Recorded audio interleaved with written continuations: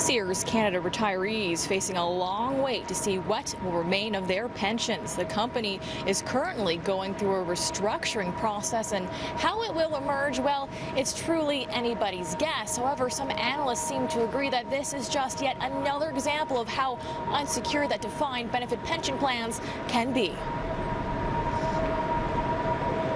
Sears Canada lawyers had initially asked to suspend $3.7 million of monthly payments towards their defined benefit pension plans and cease pouring money into retirees' health, dental, and life insurance premiums. Nortel employees went through something similar in 2009. It took 7 years and a lengthy and costly court battle for them to get answers, and in the end, an agreement was signed that would give Ontario recipients about 90% of their original pension. Nobody expected interest rates to go as low as they had, and so there are defined benefit plans which are underfunded these days.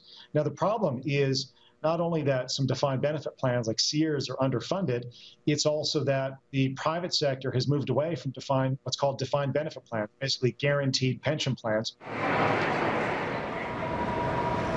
A 2013 report by Canadian-owned ratings agency DBRS found the average pension fund had just enough money to cover 84% of the future benefits it would have to pay out. Now, analyst Mark Milkey says at one time in the private sector, defined benefit made up about 90% of plans offered. Well, that number currently sits closer to 45%. As for where you want to sink your money, Milkey explains what he thinks is safest.